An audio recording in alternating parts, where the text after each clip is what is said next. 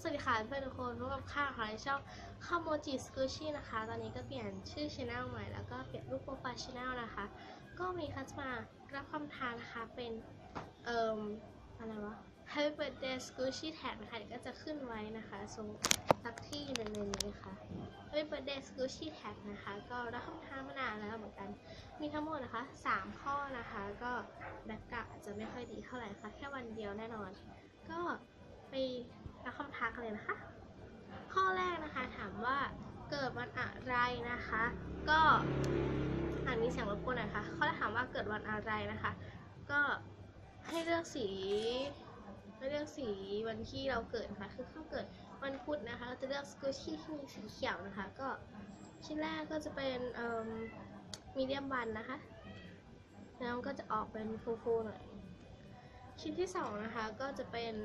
ไอศครีมโคนนะคะเป็นแบบอ้วนใช่ไหมใช่โอเคนะคะก็มาดูข้อต่อไปกันเลยนะข้อ2นะคะถามว่าจะเลือกสกูชี่ชิ้นไหนให้กับตัวเองในวันเกิดนะคะก็เข้าเลือกมาทั้งหมด2ชิ้นนะคะก็ชิ้นแรกค่ะก็จะเป็น Summer Peach Eye Bloom นะคะเป็นรุ่นเก่านะคะอีเฟกต์ก็จะเยอะมากจะมีลายเส้นนะคะแต่ว่าเพื่อนๆไม่เห็นแน่นอนนี่นะคะอย่าโฟกัสเล็บนะคือเล็บไม่ได้ตัด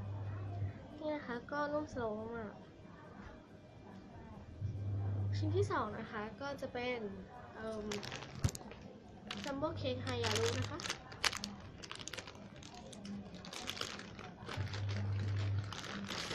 ตัวนี้ดีเฟกต์ก็เยอะเหมือนกันนะ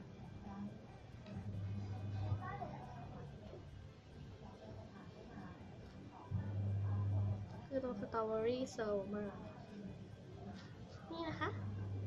ก็ไปดูข้อ3กันเลยนะคะข้อ3ค่ะถามว่าจะเลือกสกูชี่สีไหนให้กับตัวเองในวันเกิดนะคะก็เลือกมาทั้งหมด2ชิ้นเหมือนกันนะคะก็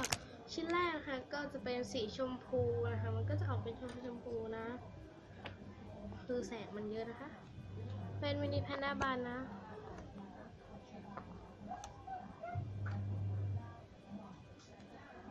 ต่อไปนะคะเป็น